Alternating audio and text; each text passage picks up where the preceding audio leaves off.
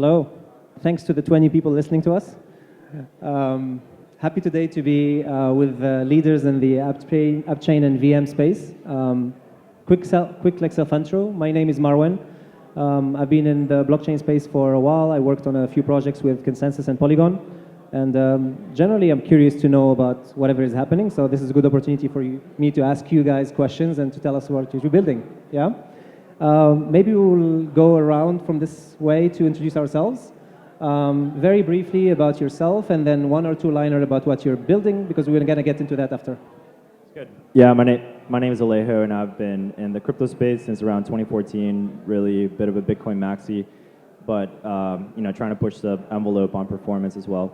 What we're building is called Lumio, and essentially a framework to deploy with any alternative VM. Right now we support Move and researching and developing Solana VM onto the major L2 frameworks like Optimism, Arbitrum, ZK Zinc, Polygon, etc.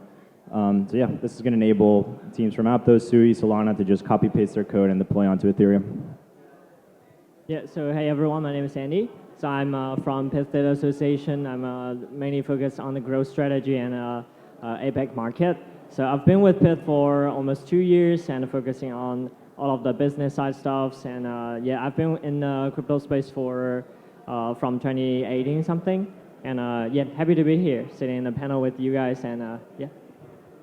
Hey everyone, my name is Steven. I work at Risk0 as the head of strategy. At Risk0, we're building a ZK virtual machine, which basically powers a lot of the ZK rollups. Notably for Optimism, Eclipse, Movement Labs, etc. We're working on making ZK more accessible and building out new VM ZK-based rollups. Hello guys, I'm Mike from Martala. I'm a core contributor responsible for the validator program, also developer ecosystem. So we are building a layer 1 blockchain on top of Cosmos SDK. We launched EVM++. The first is EVM compatible. The second, the first plus is scalability, which we use parallel EVM and also elastic block space to enable limitless scalability. A second plus is extensibility for features, so that we enable EVM plus WASM. So it's EVM interoperability. Yeah, so that's what we are building. Thank you. Thank you, guys. So Mike, maybe I'll stay with you. And the first question that I want to ask is really, why did you decide to build Artella? So what is kind of like the driver that gives reason to Artella to exist? Yeah, thank you. I think for this question, so this can be divided into two. So first, why I build, and second is why I build a layer 1. Yeah, first, why I build is that actually we initially tried as an attempt because we think that there are lots of limits for the EVM directly, because for the EVM, it's cannot use loop. It's only need to be executed in a certain limited steps of computations. And also for the features cannot enable, for example, fully on-chain game on the EVM directly. You need something additional solutions. Somebody build XK EVM, somebody build Move to enable better performance. But we think that most of the developers in crypto are still building using Solidity. So we need to enhance EVM, but instead of replace EVM. So that's why we try building as an attempt. Second, and actually for our try, we find lots of builders, they build together with us. So we think this try is meaningful to them. So we continue to build. And second is why I build a layer 1 is that because we want to break through the scalability of EVM, we choose both parallel EVM and also elastic block space, which means we need a different validator side for different dApp. So that we need a validator. So that's why we need a layer 1. Because only layer 1 can support validator, and they can provide our technical solution and also contributions. So that's why. Got it. It's a very different journey, actually, whether you're building a stack that can be used by others versus building your own layer 1. So perhaps, Stephen, you guys are building for other people, right? And so why do you think this is the right approach when it comes to building a performant VM? Yeah, I think really what we think about is making alternate VMs accessible for others. Traditionally building out new VMs and building out new ZK rollups is really inaccessible and requires hundreds of millions of dollars of funding, right? By building a stack that's extensible and upgradable for other rollups, we actually make it more accessible to implement new VMs, right? Like although we're very focused on Optimism and Eclipse and those sort of large VMs, we also look at companies trying to build custom VMs for custom applications, whether it's like DeFi, order books, gaming. We support all of them and have like the backend ZK infrastructure that enables them to build chains out of that. Got it. So I think from risk zero, it's pretty clear that ZK is the end game. So they're building that stack and enabling. Why do you believe that Lumio has also a value proposition to build what you're building and the way you're building it, of course? Yeah, definitely. So for context, what we want to enable is a way to deploy into the existing L2 frameworks so that you can have the compatibility, the shared security, the shared liquidity of Optimism, Arbitrum. So right now, as new L2s are popping up, a major issue or a major pain point for applications is the lack of composability, having to bootstrap a bridge, having to bootstrap your own sequencers, and having that security. A good analogy of thinking of L2s is like individual cities. So they should have their own culture, citizens, businesses. And what we're doing is essentially setting up the neighborhoods in New York City or setting up a neighborhood in San Francisco where we can be the Williamsburg of New York as opposed to trying to bootstrap, Akron, Indiana. And I think this is important because a lot of teams that are outside of Ethereum that are built on Aptos, Sui, Solana, they want to offer their users ETH native liquidity. They want to go after ETH users, which have a lot of liquidity in ETH, stablecoins, et cetera. So this enables them to deploy onto Optimism, still have composability with the ecosystem that's developing there for the superchain. So you can still have composability with Base, Mantle, and yeah, tie into that ecosystem as opposed to having to bootstrap an entirely new ecosystem. I do think over time we'll see an aggregation layer, maybe through validity proofs, so that there can be more composability across L2s, but you'll still have a close connection, shared liquidity, and security across these existing ones. So it's a trade-off because we're also dependent on, for example, the superchain stack. So using alternative data availability other than Ethereum is something that would break compatibility with the superchain. But we're also researching ways to push the envelope on performance and potentially have something like an L3 or an isolated L2, where we can have alternative DA. We can have start to test out ZK proofs instead of fraud proofs, and push the envelope on innovation before it gets pushed into these more conservative stacks where there's obviously a lot more value at stake. Got it. Andy, for you, I have a different question, slightly. So these guys are building VMs. Why is Pith on this panel? So it's pretty special, I think, for Pith. We got a very special user case in terms of Appchain. So we actually starting to build a financial oracle on Solana at the first place in 2021, and it not requires any kind of app change, so because we are just a protocol on Solana, right? So it's pretty much a very straightforward model. But when we consider going cross-chain, because liquidity is not only on Solana, it's on every chains. So right, if we want to provide a data structure or data infrastructure to all of the ecosystems, to empower all of the protocols in different ecosystems, then we have to find a way to deliver the data to every ecosystems. So that's why we come up with an approach we fork the Solana mainnet, so we build up a Solana VM directly for Pith data aggregation mechanism. So we just fork a Solana and we build the first Solana VM, and then we do every data aggregation on that chain. So whenever one of our data publisher or data provider providing the data through this blockchain, and then we will do the data aggregation on this blockchain. And after doing this, we just use a cross-chain messaging protocol called Wormhole. I believe everyone knows Wormhole because of their listing yesterday, right? So Wormhole will help us to deliver this data to every destination blockchains. So we use this Appchain specifically for data aggregation, and this will enable the 100% transparency because every data aggregation will happening on-chain.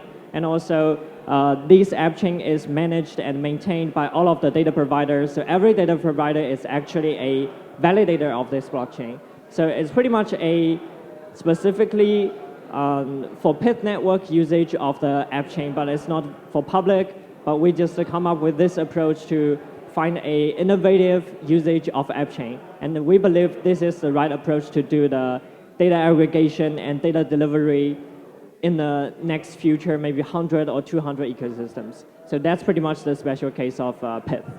Got it. So do you see actually your configuration of the Solana VM to be reproducible? Is this something that you think other teams can benefit from it, or this is your core competency that you will keep always as a secret for yourself?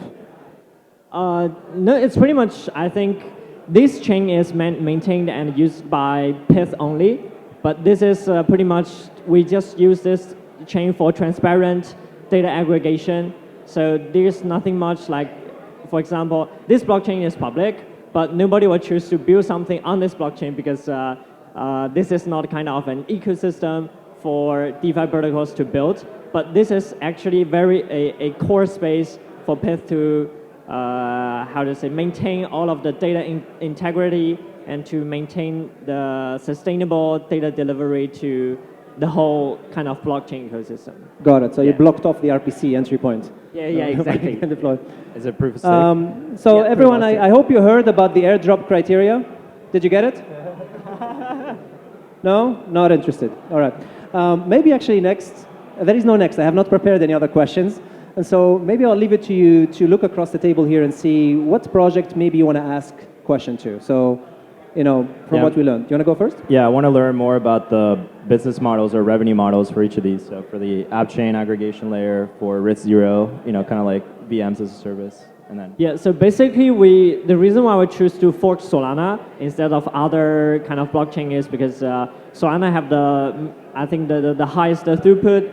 So because, you know, like if we want to aggregate data, we have to require a very high throughput of transactions because we're gonna handle every data update every 400 milliseconds, which is impossible in other blockchains. So we pretty much use the same technology as of Solana, and then we use Solana like the core consensus mechanism to build this blockchain just for data aggregation. And why people are incentivized to build this kind of, or to contribute data to Pith is because first, every data usage combines two part of fees. One is if you update data on chain, then you will have the transaction fees of the blockchain. It's called gas fees. And the second part is data fee. So the reason why I call this data fee is because like you use data, then you have to pay something, right? So the data providers will get a share of this data fees to be incentivized to publish data to the whole Pith network ecosystem. And it's pretty straightforward model, right? You pay something and you get the data, and you provide something, you get a share of data fees that you use. Yeah. And for Pith Data Association in the middle, we just do this whole mechanism, we maintain this whole approach, and we also get a share of this data fees. And another part is about incentivized program in terms of Pith token. So if you are like contributing data to Pith at a very early stage, then you pretty much can get a share of grant from Pith Data Association to incentivize your early contribution to the network. Yeah. So even if you're an AMM or I guess OTC desk or market maker, you can post data and get fees? Yeah, exactly. So if you are decentralized financial, like if you are DEX, then you have all of the transaction data on chain, right? So you can provide data directly through PithNet and through this app chain, and then you can get a share of data fees. And if you are exchange, you can also have those bid and ask spread.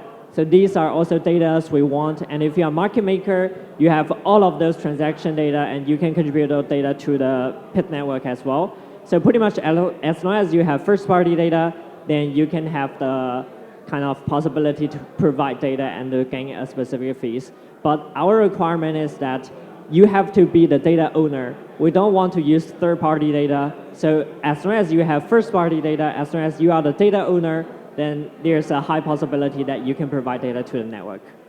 Are you interested in my heart rate data? Is this something that you can see, or is just like potential financial data only? Right now, it's pretty much financial data, but financial data in terms of crypto data as well as equity data. So we're actually providing Tesla or all of the US equity data to blockchain as well. So also commodity data or Forex data, all of those financial data. And in the future, if you want or if there's high demand of, say, like weather data or what else, like the Jockey Club data, then we can also ask Jockey Club to provide their data to the network, and you guys maybe can build a DeFi protocol focusing on horse racing, something, then we can also get those data source, and then we can provide this data to destination blockchains. Got it. So Mike and Steven, I'm assuming it's a transaction fee for your business model, right? So I think we're still targeting transaction fees, obviously, but no longer are we targeting sequencing fees, but instead it's proving. And I think that's something we're seeing with Pith, but also with like Polygon CDK. It's a move away from getting sequencing fees as a main form of revenue and a move towards like actual use cases, whether it's proving or data storage or DA for Celestia. I think for CDK, it's the fees they pay for interoperability. That's where we're going to see more revenue moving forwards instead of just taking away sequencing fees, which has been like the main business model so far for most L2s. Got it. Question for Lumio, actually. So I saw your website. There is a EVM plus move, which can make a chain to a super chain. So I'm curious regarding this EVM plus move, how it works, and what can it bring to the EVM builders and move builders. Yeah, so the MVP that we have now is essentially the EVM and the move VM running in parallel, and then they compile down to Reth.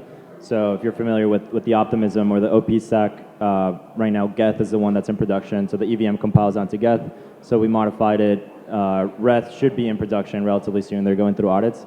So we modified the EVM, which will eventually compile down to Reth. So that's how the EVM works. And then the move VM also will compile down to Reth. And then we have an interface for them to do asynchronous contract calls. So with move and EVM, there's an issue where you have dynamic dispatch. So something like a transpiler is relatively risky because move doesn't handle the dynamic dispatch. So having an interface that can handle calls and then having them be sequential, it's the best approach, we think. So that's how that one works. So what if we have an asset on Move VM, say, and then I want to bridge it to EVM or something? If you can handle the liquidity, or yeah, you'd have to do a wrap. You'd have to do a wrapper for the ERC20s, for example. Terrific. This has been a very friendly panel, so I'm going to go a bit more extremist here. If you were to put your maxi hat from the different VM implementation, if you have to choose one to live with forever, I was like, what is your strong belief that this is the right approach? Yeah, I can go first. I really don't think it's good to centralize onto one virtual machine. Like right now, there's a lot of centralization around the EVM, and even looking at the history of the EVM, it was put together very quickly, maybe even like within a week. I think like Gavin and Vitalik just sat in a room for a week, and they're like, okay, we got to ship something. And then that draws a huge centralization risk. So we've seen a ton of re-entrancy attacks, even like recently, overflow errors, which can happen. Even the proxy, the blast hack that happened recently was an upgradability hack through a proxy contract. So there's a lot of inherent risk when you centralize everything onto one VM. So I would, advocate for diversity in virtual machines. You never know when there's going to be a vulnerability. Obviously, we're building on Aptos, so we really like Move. It's essentially the best of Solidity and Rust. Rust is really hard to build with. So on the Solana VM, people talk about chewing glass. Move is designed after Rust, but looks more like a TypeScript language, so it's very user-friendly. However, obviously it's entirely new, so there could be some major vulnerability that nobody knows about. So, if I had to pick one, probably Move, but definitely advocate for diversity. Is the diversity an overhead? Like, it's simpler for me as a project to just use one, right?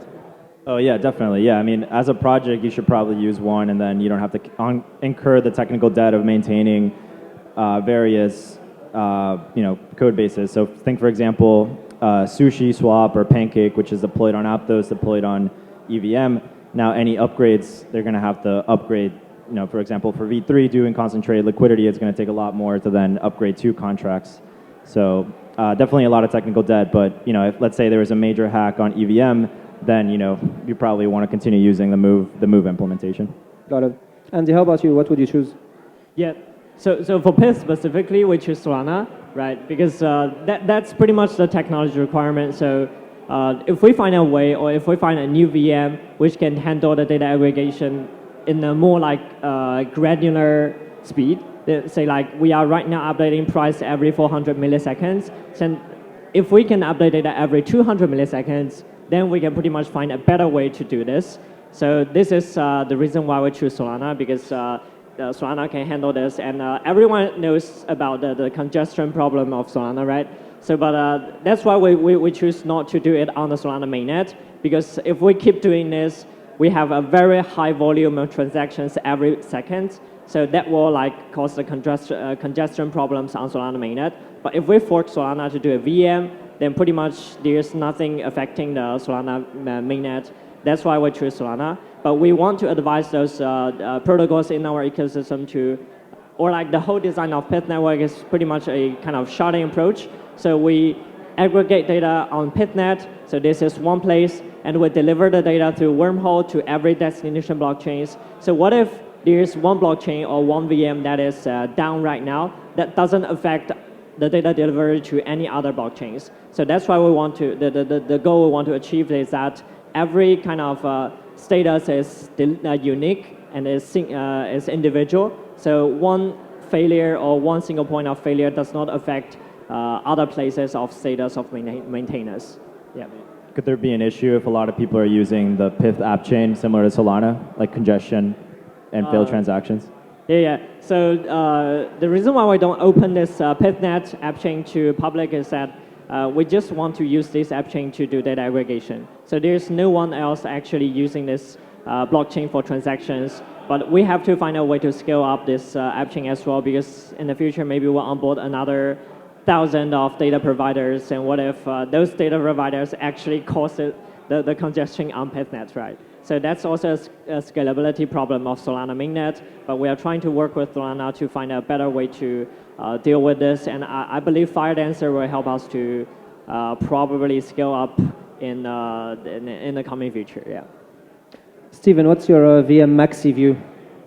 Yeah, so like something that Vitalik has been talking about is the idea of like enshrining ZK into a protocol.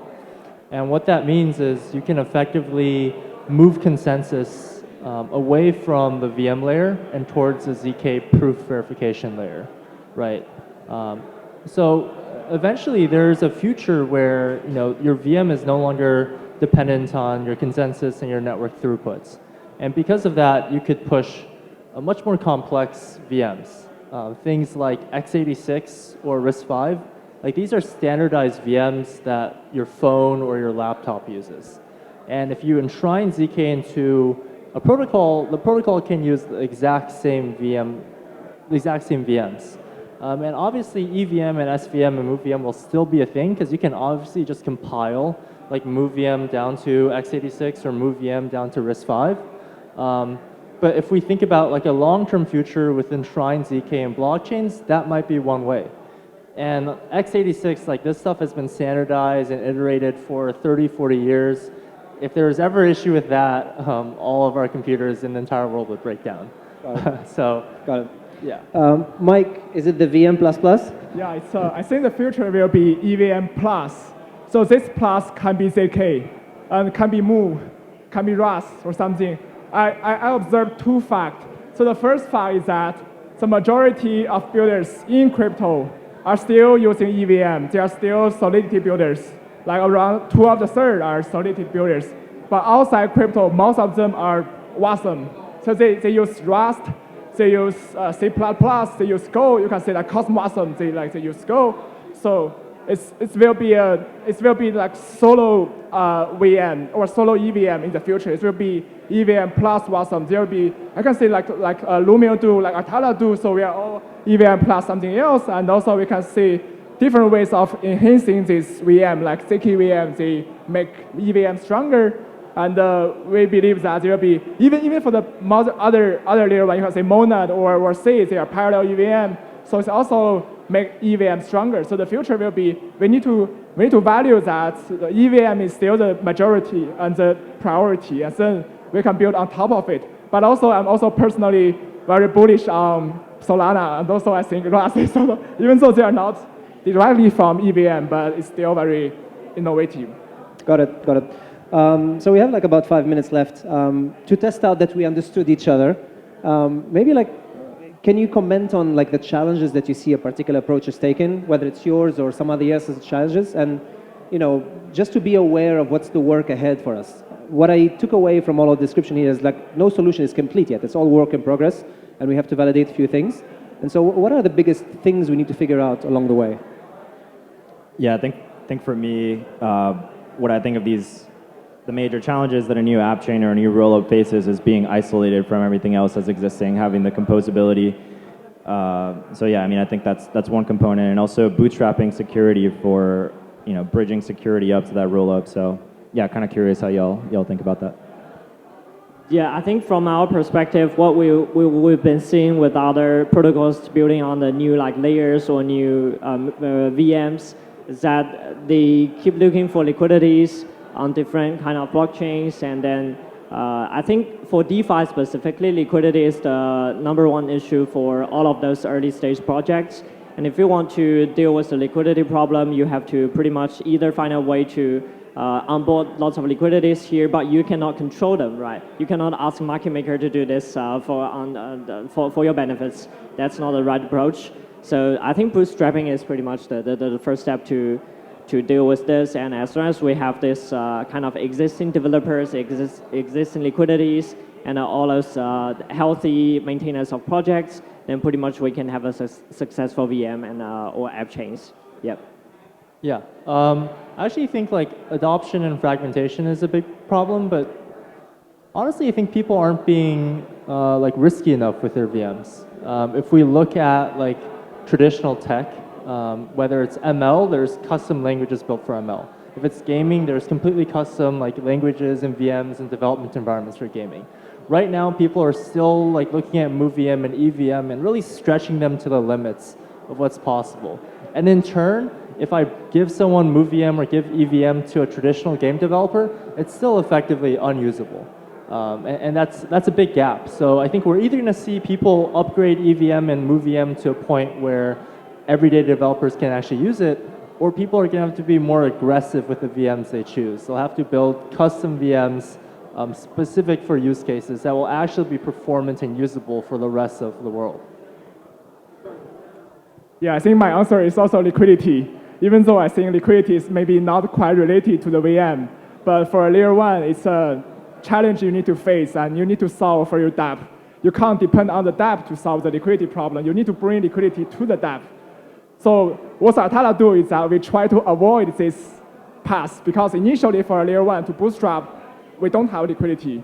So we try to avoid DeFi, and we try to maybe first for fully on-chain game based on our VM innovation, because we can enable, like previously we can't enable fully on-chain game with solo EVM, but for EVM plus Wasm it's possible.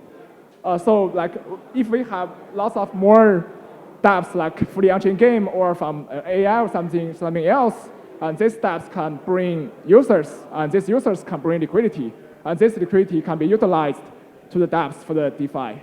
So that's a different route. Got it. Yeah, so liquidity, fragmentation, lack of composability are key themes. If you've asked me like a couple of months ago when I was with Polygon, I would say like egg layer is the way to go, but there is some solutions here. Perhaps actually for closing a bit more on the personal note, so you came here to Hong Kong for, I'm guessing, a couple of days, right, for the festival. So for people who want to meet you and have a chat about your project, where are you going to be hanging out? What are the key events you're looking for to attend? What's your plan? Yeah, I'll be at the main Web3 conferences. We're hosting a few side events, so come talk to me and get an invite. Yeah, for sure. So we will be in. I'm from Hong Kong, so pretty much you guys can find me every time. And then we will have our own event with Wormhole this Sunday, exactly at the same place here. So feel free to come on Sunday as well to meet folks from Pith as well as from Wormholes. So yeah, happy to meet you guys here. Yeah, I'll be all over the place at quite a few events, but mainly at Alt Layers events as well as IOSG's event over this weekend. Yeah, so we'll have a side event on April 7th, and I will be here, walk around, and if you guys are looking for partnership, especially if you are building something like GameFi or DeFi, you can feel free to reach out to us. We will have a campaign, it's an incentive campaign. If you are a builder, we'll give grant. If you are a user, if you experience the builders on the dApps on Atala, you can gain incentives. So that's you can looking for. I have actually final question about like we're talking about EVM dominance. And what is the number one driver of people still choosing EVM? Is it because of the largest developer base, or because of the technology, or what is the primary element of EVM that incentivizes people to choose it? Yeah, no, I was gonna talk about the project I'm working on, which is essentially this. Really, with the modular stack, where you have the DA layer, the VM layer, and all these things, choosing is a bit of a hassle. And so that's where we are exploring right now with Crystal, the project we are building. Is there a way for developers to come and have criteria to select? So hopefully, in a couple of months, we'll be able to show something that you can come to a single place and have like a neutral view on what are the different options and be educated about it. But then ultimately later on, we'll have to speak to the teams like yourself to see how to implement it, how to deploy it, etc. We see a need for that particular exploration and observability on all these stacks. I think there's a Lindy effect that already exists for EVM applications, where a lot of new applications are just forks with slight modifications. So there's a huge Lindy effect around security for the EVM. There's also a huge ecosystem of tooling. So I think that's why it still has a good staying power. All right, we are right on time. So if you want to grab any word with the team here, you will find them around, probably next to the coffee machine. And then thank you very much for being here. Thank you so much. Thank you.